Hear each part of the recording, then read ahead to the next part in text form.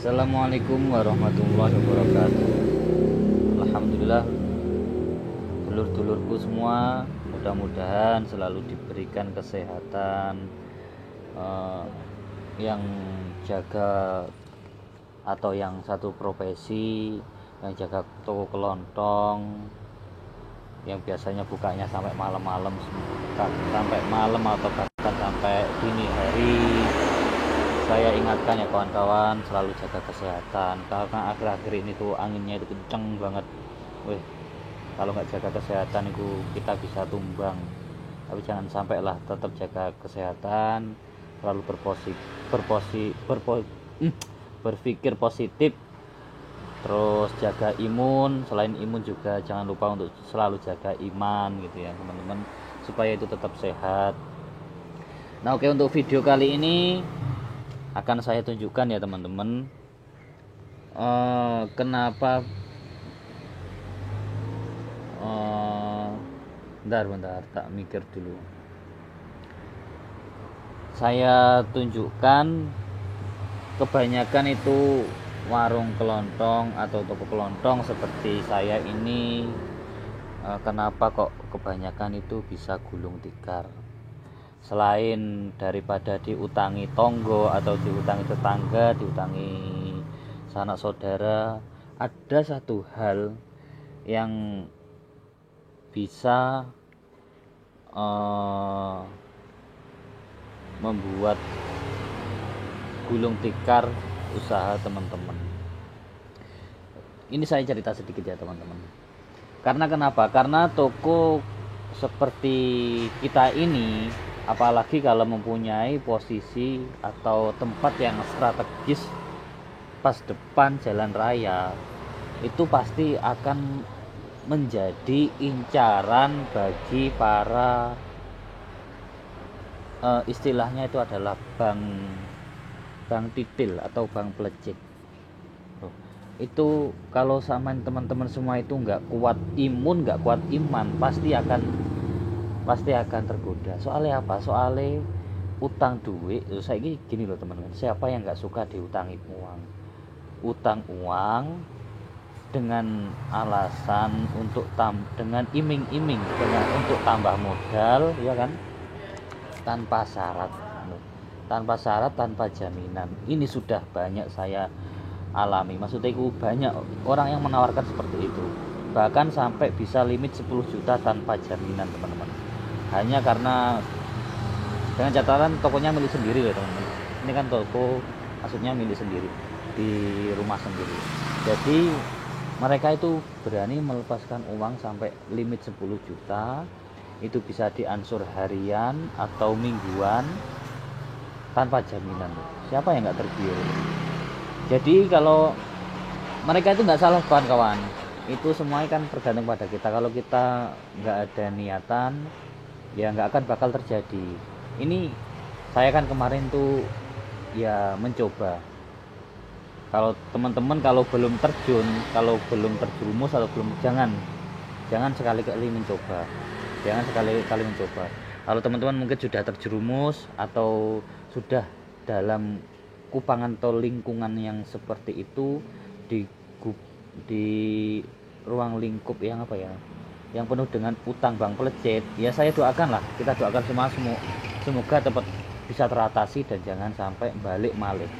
Kalau teman-teman nanti kalau niatnya itu balik maneh, niatnya nggak tobat, nggak kuat imun, nggak kuat iman, ya wis nggak akan selesai teman-teman, nggak akan.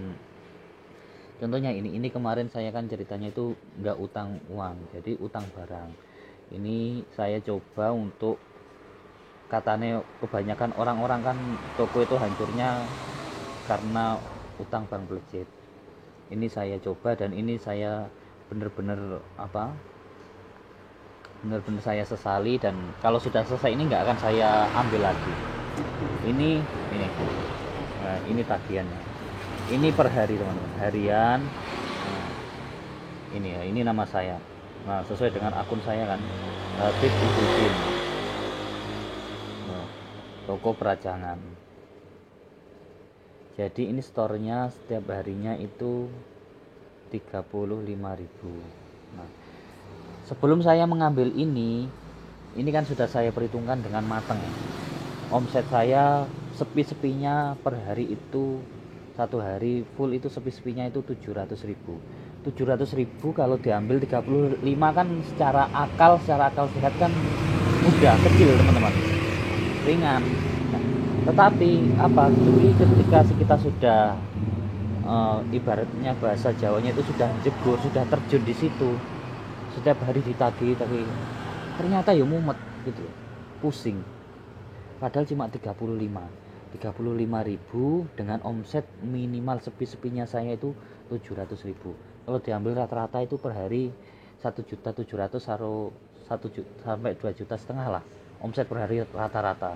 Nah itu 700.000 itu ada apa, itu ukuran saya jaga nih. Kalau toko lagi sepi banget itu kan dapatnya segitu. Saya mampu gak ngangsur 35? Mampu. 35 itu ringan. Tetapi ternyata ketika saya sudah alami, sudah saya terjun, berat, dan mikirnya itu murat marit teman-teman. Apalagi itu masih satu asokan loh teman-teman. Itu ada yang katanya itu orang-orang, menurut cerita teman-teman saya itu sampai setiap hari itu ada bang titil itu yang masuk, yang nagih. Itu malah kayak apa, setiap hari mengeluarkan uang dengan enggak cuma satu bank tok, sampai 5 bank. Ya jelas bangkrut. Karena apa? Karena tidak mengukur kemampuan.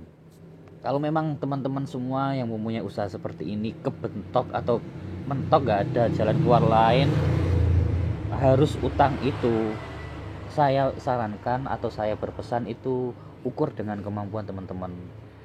Caranya gimana? Yaitu tadi mungkin bisa dicontoh seperti saya, adalah pendapatan atau omset per hari yang minim. Seumpama omsetnya teman-teman itu sehari minimnya sampai berapa, seumpama 500.000.